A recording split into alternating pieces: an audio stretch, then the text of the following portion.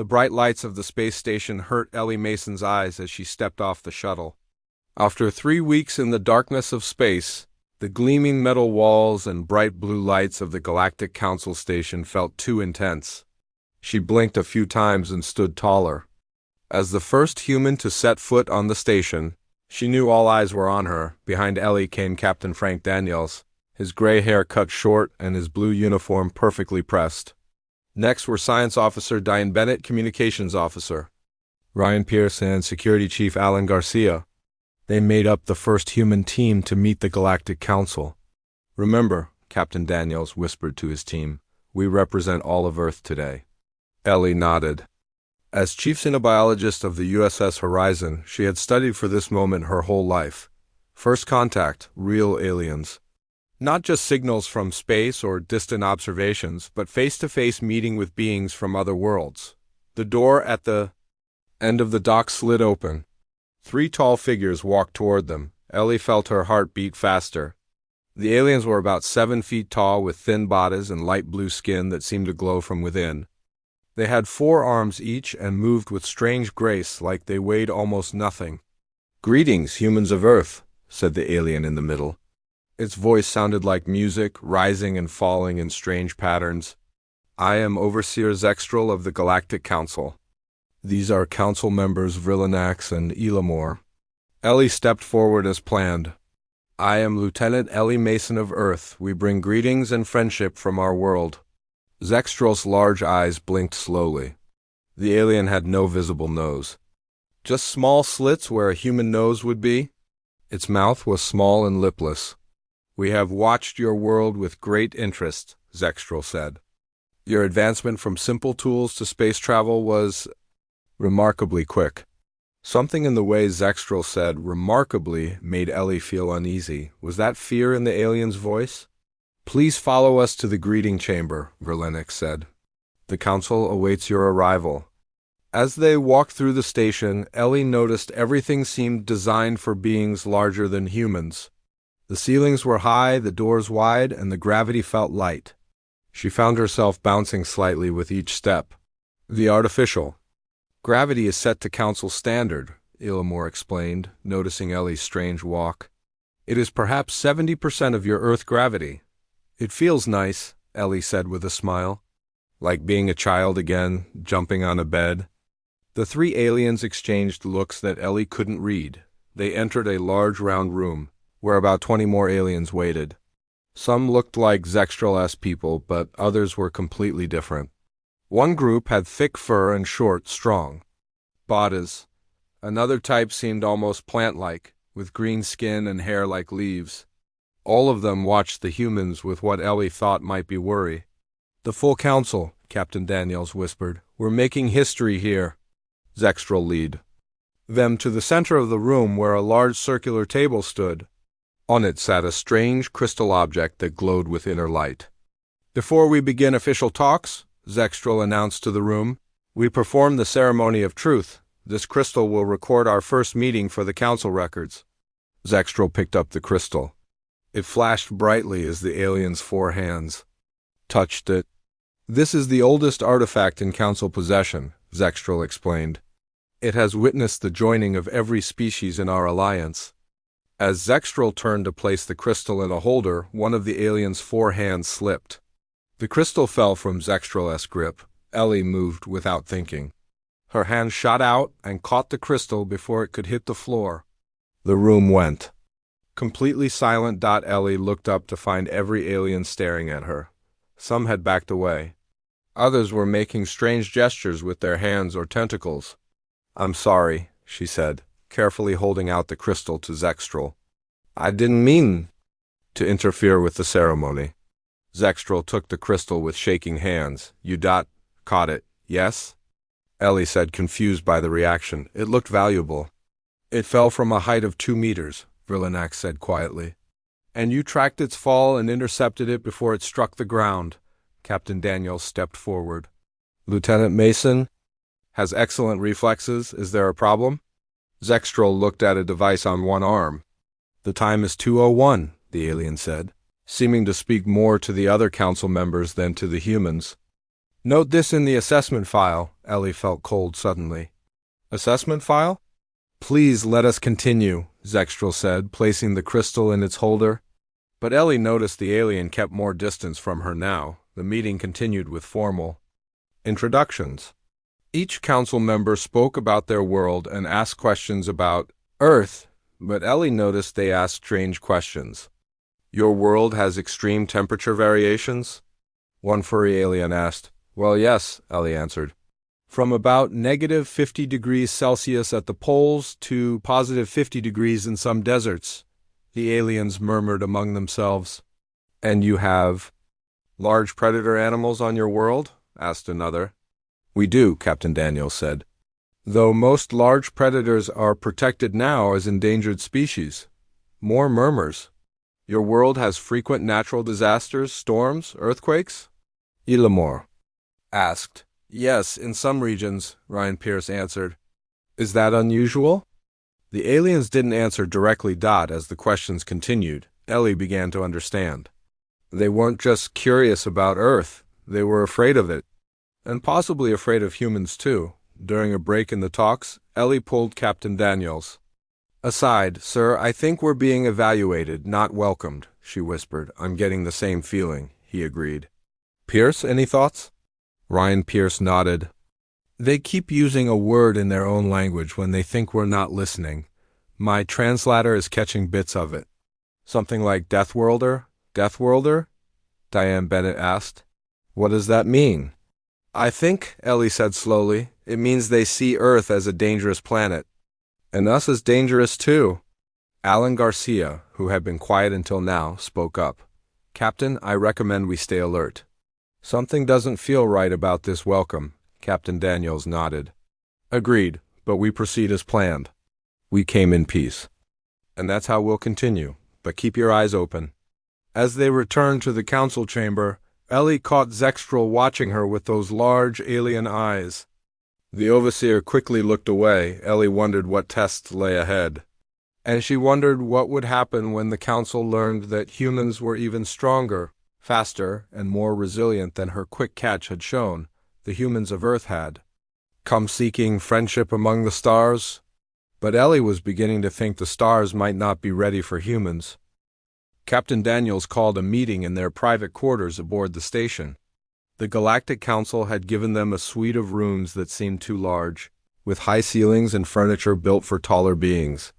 The 5 humans sat close together, speaking in low voices. We need to know what they're really thinking, Daniels said. Pierce, can you access their communications? Ryan Pierce nodded.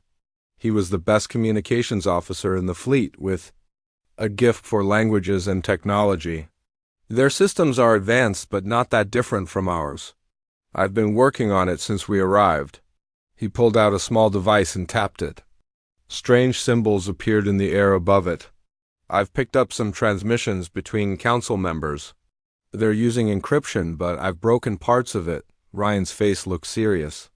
They keep talking about containment protocols and Deathworlder contingencies. That doesn't sound friendly, Alan Garcia said. The security chief's hand moved to where his weapon would be if they had been allowed to bring any. What exactly is a Deathworlder? Diane Bennett asked. The science officer pushed her glasses up her nose, a habit when she was thinking hard. Ellie had been quiet, but now she spoke. I think I understand. Look at the other council species. The blue ones, like Zextral, come from a low-gravity world with stable climate. The furry ones probably evolved on a cold world, but one without much temperature change. None of them look like they evolved to fight or survive harsh conditions. An Earth ... double quotes Diane began. Earth has everything, Ellie continued. Floods, fires, earthquakes, volcanoes, ice ages, predators, diseases. We evolved to survive all of that. They're afraid of us, Captain Daniels said simply. A chime sounded, and they all jumped. It was the door signal. Enter, Daniels called. Villanax came in, followed by 2 other aliens. We hope your quarters are comfortable, the council member. Sighed. Very nice, thank you, Daniels replied with a smile that didn't reach his eyes. We have prepared some assessments, Villanax said. Simple cultural exchanges to help us understand each other better. Ellie and Diane exchanged looks, assessments, not exchanges. Ellie Mason and Diane Bennett, would you join us first? Vrillanax asked. The Physical Sciences Division is most interested in speaking with you. Captain Daniels nodded slightly to them. Go along, but be careful. Ellie and Diane followed Vrillanax through the station to a large room filled with strange equipment. Several of the blue aliens worked at control panels. Please, stand here, Vrillanax directed them to a clear area in the center of the room. What kind of cultural exchange is this? Diane asked. We wish to understand your physical capabilities. An alien at a control panel said. This helps us know how to make the station comfortable for you. Ellie didn't believe that for a second, but she nodded. Double quotes. First, a simple test. Can you lift this object? Vrillanax pointed to what looked like a metal bar on the floor. Ellie picked it up easily with one hand. The aliens murmured to each other. Is there a problem? She asked. No problem, Vrillanax said quickly. Now, please try this one. The tests continued for hours. They lifted heavier and heavier objects. They ran on a strange treadmill. They solved puzzles that changed and adapted. Through it all, the aliens watched and took notes, their large eyes growing wider. This must be boring for you, Vrillanax said finally. Such simple tasks? Not at all, Ellie lied. It's fascinating to learn about your assessment methods. She saw Vrillanax flinch at the word assessment. Suddenly alarms blared. The room's lights turned red. Station emergency, a voice announced in multiple languages. Structural failure in Science Section 3. All personnel evacuate. The aliens moved quickly toward the exits. In the rush, one of them, a smaller alien Ellie hadn't seen before, was knocked down. No one seemed to notice, then part of the ceiling broke loose. A heavy metal beam fell directly toward the fallen alien. Ellie didn't think. She jumped forward, catching the beam before it crushed the small alien. The metal was incredibly heavy, but with earthborn muscles developed under stronger gravity, she held it up. Help me, she called to Diane, who rushed over. Together they moved the beam aside. The room had gone silent. All the aliens were staring at them. The fallen alien looked up at Ellie with eyes that seemed both grateful and terrified. Vrillanax stepped forward slowly. That beam weighs approximately 300 of your kilograms, the alien said quietly. It would have taken 3 of our strongest species working together to lift it. Vrillanax looked at a device on one arm. The time is 2:02. Note this in the assessment.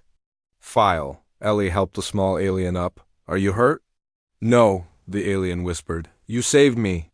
The emergency is over, the voice announced suddenly. Return to normal operations. Ellie looked around. There was no other damage, no signs of any real emergency? It was a test, she said, looking directly at Vrillanax. You staged this whole thing. Vrillanax didn't deny it. You may return to your quarters now. Back in their rooms, Ellie and Diane told the others what had happened. They're testing our limits, Captain Daniels said. And I don't think they like what they're finding. Sir, Ryan Pierce said urgently, I've decoded more of their transmissions. They're discussing something called Protocol 7, from what I can tell. It's a containment protocol for dangerous species. Containment? You mean quarantine? Alan asked. Worse, Ryan said. They're talking about neutralizing the threat and planetary defense systems. I think they're considering attacking Earth. The room fell silent as they absorbed this.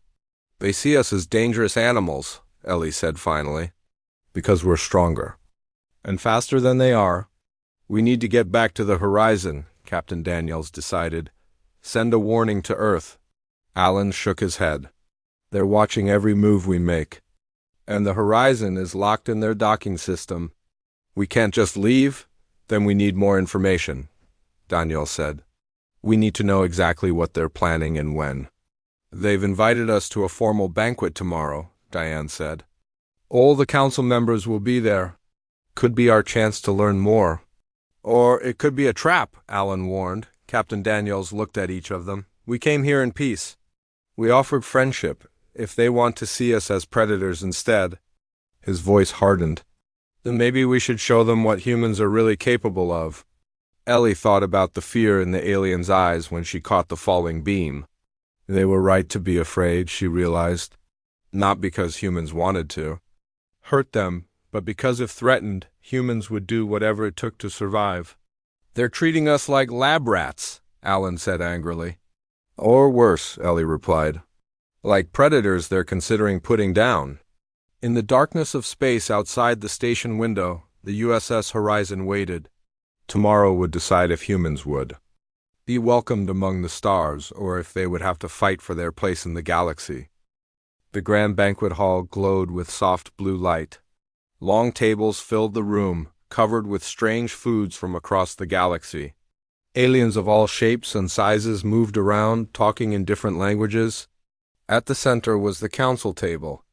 Raised above the others, Ellie wore her dress uniform, as did the rest of the human team. They had spent the morning planning. Remember, Captain Daniels had told them, act normal. Show no signs that we know what they're planning. Now they smiled, and nodded to aliens who stared at them with a mix of fear and curiosity. They've seated us at the main table, Diane whispered. Right beside Zextral. Perfect, Captain Daniels replied. Ellie and Diane, you'll sit there. Keep them talking. Ryan, Alan, and I will move around the room. Look for exits, communication, points, anything that might help us. Ryan touched the small device hidden in his ear. I've tapped into more of their communications. I'll know if they send any new orders. They split up, moving through the crowd. Ellie and Diane approached the main table where Zextral stood. The humans, the overseer said. Please join us. This banquet celebrates the potential addition of new species to our galactic family. Ellie noticed the careful wording. Potential addition. Not a done deal. They sat down and servers brought plates of food. Ellie noticed right away that the plates for humans looked slightly different from the others. Is this a special Earth dish? She asked, looking at the strange purple food. Yes, Verlinax said quickly. We studied your dietary needs carefully, Ellie smiled. How thoughtful. Under the table, she tapped a small device on her wrist twice. The signal went to Ryan's receiver. Across the room, Ryan got the message and touched his ear device. His eyes widened as he decoded a new transmission. Captain, he said quietly into his own hidden microphone. Emergency. They're planning to poison the humans' food. Then they'll launch weapons platforms to quarantine Earth. Captain Daniels kept his face neutral. When? Now, the poison is already in their food. It's designed to look like the humans are having an allergic reaction. Then they'll claim it was an unfortunate accident while they locked down Earth. Captain Daniels turned away from the crowd and spoke into his wrist device. Horizon, this is Daniels. Initiate emergency protocol Alpha. Prepare for immediate departure and warn. Earth, authorization code Delta 742, back at the table. Ellie caught Diane's eye and tapped her fork twice on the table. Their signal, something was wrong with the food. Is everything all right? Verlinax asked, watching them closely. Wonderful, Ellie said with a smile. But in our culture we have a tradition. When honored by a host, we like to show our trust by sharing food. Before Verlinax could object, Ellie had switched her plate with his. Beside her, Diane did the same with another council member. Oh, Verlinax said, looking suddenly nervous. That's not necessary. Please, Ellie insisted. We insist. It's very important in human culture. The council members looked at each other in panic. Zextral leaned over and whispered urgently to Verlinax. Is there a problem?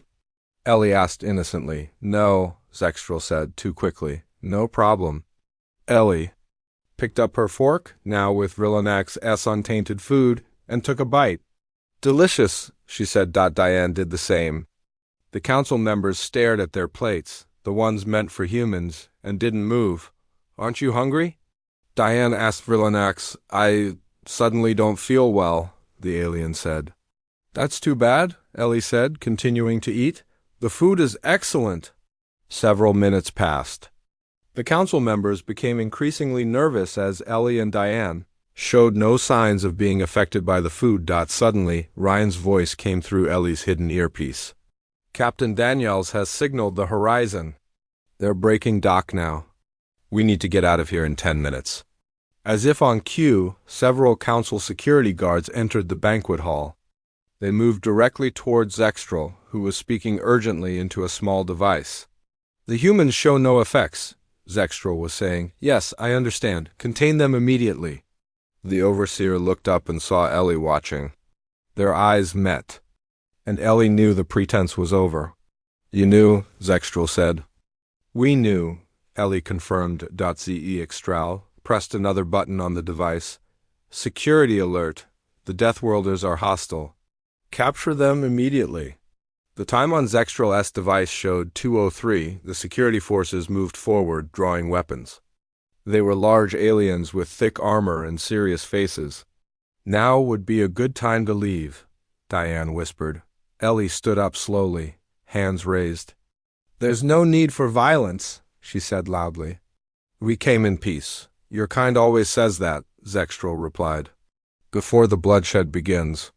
The security forces surrounded them, weapons pointed at their heads. Take them to holding cell block 7, Zextral ordered. Maximum security protocols. The guards moved to grab Ellie and Diane, but they had forgotten something important. Humans from Earth were faster and stronger than they expected. Ellie ducked under the first guard's arm and pushed him hard. The guard flew back several feet, crashing into a table. The other aliens gasped. Diane grabbed a heavy serving tray and threw it like a disc. It hit another guard, knocking him down. Find the others, Ellie shouted. They needed to regroup with Captain Daniels and the team. They ran for the nearest exit, but more guards were coming through it. They turned and ran the other way, pushing through the crowd of shocked aliens. There! Diane pointed to a service door at the back of the hall. They raced toward it, dodging guards and confused council members. Ellie pushed the door open, and they found themselves in a narrow corridor. Which way? Diane asked. Ryan's voice came through their earpieces. Head left, then second right. We're at the main computer core. Captain Daniels thinks we need to access their central database before we leave. They ran through the corridors, following Ryan's directions. Twice they encountered guards, but the lighter gravity of the station gave the humans an advantage. They jumped higher and moved faster than the aliens expected. Finally, they reached a heavy door marked with strange symbols. We're here, Ellie said into her wrist device. The door slid open. Inside were Captain Daniels, Ryan, and Alan, along with several unconscious guards. Good, you made it, Daniels said. Ryan's accessed their main computer. You need to see what we found. Ryan pointed to a large screen covered in alien text and images. They've been lying to us about everything. Humans aren't just Deathworlders to them. According to their files, we're apex predators by galactic standards. What does that mean? Ellie asked. It means they're terrified of us, Ryan explained. Earth's gravity, atmosphere, temperature ranges, even our planet's bacteria, it's all extreme by their standards. And humans evolved to not just survive it, but master it. But that's not all, Captain Daniels said grimly. Show them the rest, Ryan. Ryan tapped more controls and new images appeared. Planets surrounded by weapons platforms. Alien species in what looked like prison camps. Worlds being stripped of resources. They've done this before, Ryan said. Dozens of other Deathworlder species. Some they imprisoned, others they wiped out completely. All in the name of galactic safety. They're not a peaceful council, Captain Daniels said. They're an empire that destroys anything they fear. A loud alarm began to sound throughout the station. Red lights flashed in the corridors. We're out of time, Alan said, checking his weapon. The horizon reports they've broken free of the docking clamps, but the council fleet is moving to intercept. Download everything, Captain Daniels ordered Ryan. We need to get this information back to Earth. As Ryan worked, the door to the computer core slid open. Zextral stood there alone, a strange weapon in one hand. You don't understand what? You are, the overseer said to Ellie. What all Deathworlders represent to the stability of the galaxy. Everyone froze as Zextral stood in the doorway. The overseer's weapon pointed directly at Ellie. "Step away from the computer," Zextral ordered. Captain Daniels moved to stand beside Ellie. "We've seen what you've done to other species like us. We won't let you do the same to Earth." "You have no choice," Zextral said. "The Council fleet is already moving to surround your ship. Your world will be quarantined for the good of all peaceful species in the galaxy." Alan raised his own weapon, but Ellie put her hand on his arm. "Wait," she said. Then to Zextral, "You call yourselves peaceful, but you've destroyed entire civilizations. How many Deathworlder species have you eliminated because you feared?" "Them?" Zextral's large eyes narrowed. 27.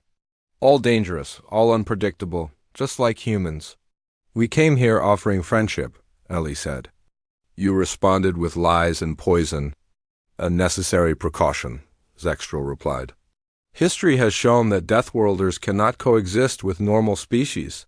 Your strength, your aggression, your ability to survive, these make you too dangerous." Ryan, still at the computer, caught Ellie's eye and nodded slightly.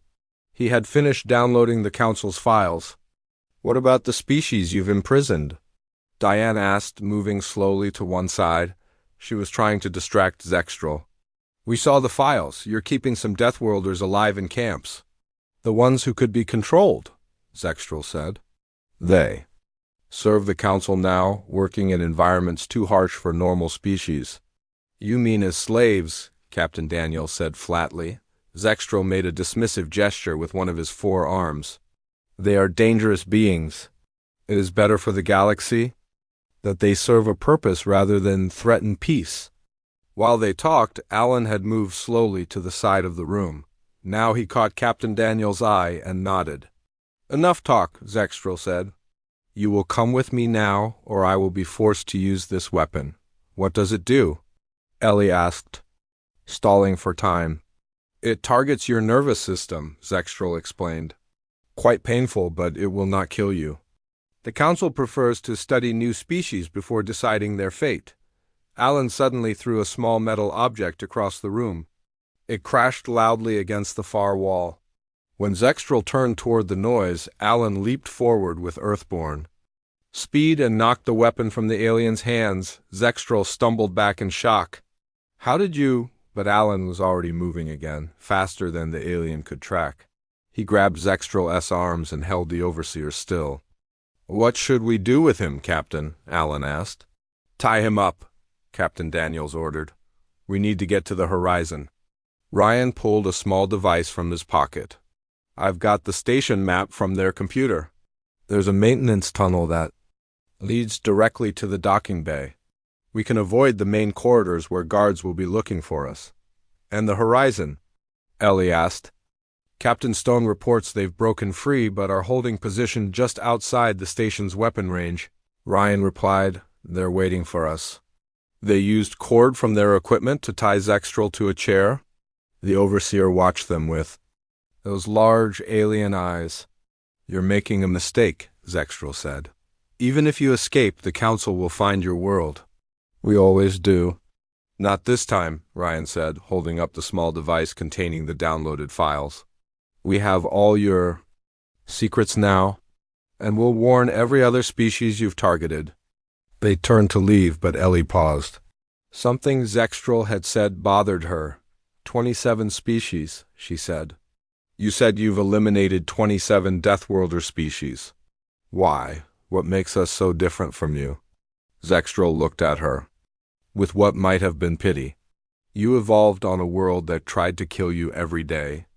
Your gravity is crushing, your temperature swings deadly, your atmosphere thick with oxygen that would poison most species. Earth breeds killers, Lieutenant Mason, that's what you are." "We're survivors," Ellie corrected. "There's a difference." They left Zextral tied in the computer room and followed Ryan through the station. The maintenance tunnel was narrow and dark, clearly not designed for regular use. They had to crawl in some places. "How much farther?" Diane asked after 10 minutes of crawling. "Almost there," Ryan answered. "The docking bay should be just ahead." They reached a small hatch. Ryan tapped the controls, but nothing happened. They've locked it down, he said. I'll have to override. While Ryan worked on the hatch, Captain Daniels contacted the Horizon. Horizon, this is Daniels. We're at the maintenance access to Docking Bay 4. What's your status? Captain, this is Stone, came the reply. The Council fleet has formed a blockade. We can get in close enough for pickup, but we'll have only minutes before their weapons. Lock on us, and Sir... they're bringing in more ships. Understood, Daniel said. Stand by. Ryan finally got the hatch open. They could see the vast docking bay beyond. It was mostly empty now, with just a few small ships remaining. Guards patrolled the open area. We'll need a distraction, Alan said. Diane pointed to a control panel near the hatch. What is that control? Ryan examined it. Life support for this section, gravity, air pressure, that kind of thing. Can you change the gravity settings? Ellie asked, an idea forming. Ryan nodded slowly, understanding. I can drop it to near 0. They'll be floating, but we're used to much stronger. Gravity on Earth? Ellie finished. We can handle it better than they can. Ryan worked quickly on the panel. Ready? He said. On your command, Captain. Do it, Daniels ordered. Ryan pressed the controls. At first, nothing seemed to happen. Then one of the guards across the bay suddenly drifted upward, arms flailing in panic. The other guards followed, all of them floating helplessly in the air. Now! Captain Daniels said. They pushed off from the hatch, gliding through the air toward the center of the bay. While the station aliens panicked in the zero gravity, the humans used their Earth training to control their movements. They pushed off. Walls and surfaces, steering themselves toward the main docking port where the Horizon would connect. Horizon, we're in position, Daniels called into his communicator. Ready for emergency pickup. Roger that, Captain Stone replied. Approaching. Docking bay now. Brace for rapid extraction. Through the massive bay windows, they could see the Horizon approaching fast, too fast for a normal docking procedure. The ship was going to make a dangerous high-speed connection. Everyone grab something solid. Daniels shouted. They reached the docking port and held onto the frame. Outside, the Horizon came racing toward them, then fired reverse thrusters at the last moment. The ship slammed into the docking port with a massive shudder that ran through the entire station. The docking tube extended and the airlock opened. Move, move, move. Daniels ordered as they pushed off toward the Horizon. Alarm sirens blared throughout the station. The gravity suddenly returned and the floating guards crashed to the floor. They're overriding the controls, Ryan warned Ellie. Was the last one through the airlock. As she jumped, an energy blast hit the wall beside her. Guards were firing from across the bay. She landed hard inside the Horizon's airlock. I'm in. Go. The airlock sealed shut. Captain Stone's voice came over the ship's speakers. All hands, brace for emergency departure. The Horizon's engines roared to life. The ship tore away from the station, ripping the docking tube apart. Alarms blared as emergency bulkheads closed. Council. Ships approaching, the tactical officer reported. They're charging weapons. Evasive pattern Delta, Captain Stone ordered. Get us out of here. The Horizon twisted and turned, avoiding energy blasts from the Council ships. Then the stars outside stretched into lines as the ship jumped to faster-than-light speed. They had escaped. For now. The Horizon raced through space, staying ahead of the Council ships. In the ship's meeting room, Captain Daniels stood before a star map with his team and Captain Stone. We've sent the warning to Earth, Captain Stone said. They're preparing defenses, but against a galactic empire. She didn't need to finish. Everyone knew Earth stood little chance against the Council's vast fleet. What about the files we took? Ellie asked Ryan. Anything we can use? Ryan nodded. I've been studying them. The Council has enemies, other powerful species they've pushed too far. And there are the imprisoned Deathworlders. If we could reach them, form an alliance. That's a big if, Alan said. We'd need to get back into Council space without being caught. There's something else, Ryan continued. According to these files, the Council station we visit isn't their main headquarters. It's just an outpost. Their central world is here. He pointed to a star on the map. That's only 2 light years from our current position, Captain Stone said, surprised. They built the outpost to watch Earth, Diane. Realized they've been monitoring us for years? Captain Daniels studied the map. If we could reach their central world, maybe we could negotiate from a position of strength. Show them we know their secrets and that we could expose them to the other species in the galaxy. It's too dangerous, Captain Stone argued. We should. Return to Earth? Help organize the defense. By then it will be too late, Ellie said. The Council fleet is already mobilizing. Earth needs time. They debated for hours. Finally, Captain Daniels made his decision. We'll split up, he said. The Horizon will return to Earth with the files and warning. I need volunteers for a smaller mission to the Council Central World. Ellie. Ryan, Diane, and Alan all stepped forward without hesitation. We'll take the scout ship, Daniels continued. It's faster and harder to detect. Captain Stone didn't look happy, but she nodded. I'll have it prepared. 6 hours later, the small scout ship separated from the Horizon. While the larger ship headed back toward Earth, Daniels and his team set course for the heart of Council space. Their central planet is called Nexus, Ryan explained as they traveled. According to the files, all major Council decisions are made there, including the decision to destroy Earth? Alan asked grimly. Most likely, Ryan admitted. They traveled. In silence for a while, then Ellie spoke up. I've been thinking about what Zextral said, about Deathworlders being killers. Don't let it bother you, Diane said. He was trying to justify their actions. But what if he was partly right? Ellie asked. Earth did shape us to be survivors. We're stronger, faster, more aggressive than the Council species. Maybe that scares them for good reason. Being strong doesn't make us killers, Captain Daniels said firmly. It's the choices we make that define us. The scout ship's sensors beeped. They had arrived at the edge of the Nexus system. Massive energy readings ahead, Ryan reported. They have a defense grid around the entire planet. Can we get through? Daniels asked. Ryan studied the scanner. There's a gap in their patrol pattern, if we time it right. They waited for the perfect moment, then slipped through the defense grid. The planet Nexus grew larger in their view screen, a beautiful blue-green world with 3 small moons. Where do we land? Alan asked. Ryan pointed to a spot on the planet's surface. Their main council chamber is here. If we can reach it, we might be able to speak to the entire council at once. They landed the scout ship in a forested area near the council city. The gravity felt even lighter than on the station, and the air was thinner. Remember, Captain Daniels said as they prepared to leave the ship, we're here to talk, not fight. We want peace if possible. They moved through the forest toward the gleaming city ahead. Unlike the station, this was a true alien city with strange spiraling buildings and floating platforms. They saw many different species moving about, but none seemed to notice the humans hiding at the edge of the forest.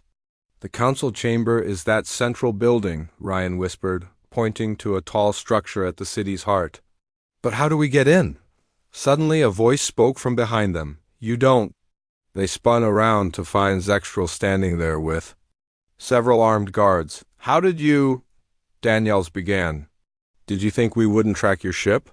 Zextral asked. We knew you were coming here. It was the logical move. The guards surrounded them, weapons ready. Take them to the council chamber, Zextral ordered. The Supreme Council wants to see these Deathworlders for themselves. Instead of fighting, the humans allowed themselves to be led into the city. Citizens of many different species stopped to stare at them. Some backed away in fear. Others looked curious. The council chamber was an enormous room with a circular platform in the center. Around it rose seats filled with hundreds of aliens of different species. At the highest point sat a group of elderly-looking aliens with the same blue skin as Zextral. The Supreme Council, Zextral announced, pushing the humans onto the central platform. An old alien leaned forward. These are the humans, the new Deathworlders. Yes, Supreme Overseer, Zextral replied. They stole classified files and escaped our outpost station? The Supreme Overseer looked down at the humans with ancient eyes. Why have you come here? To threaten us? To demand we leave your world alone? Captain Daniel stepped forward. We came to understand and to be understood. We know what you've done to other species like us. We know you fear us. But we want peace, not war. Peace? The Supreme Overseer repeated. Deathworlders always claim to want peace. Then they use their strength to dominate and destroy. Not all of us, Ellie said, stepping beside Daniels. Humans have a violent history, yes. We fought wars, hurt each other, damaged our planet. But we've also created art, music, literature. We've healed the sick, explored the stars, and learned to live together despite our differences. And the chamber had gone quiet, all eyes on Ellie. You call us killers because we evolved on a world that tried to kill us, she continued. But surviving hardship taught us compassion too. The strongest among us protect the weakest. We value life because we know how easily it can be lost. Pretty words, Zextral said dismissively, but actions speak louder. Then judge us by our actions, Ellie challenged. We discovered your plan to poison us, yet we didn't kill any of your people when we escaped.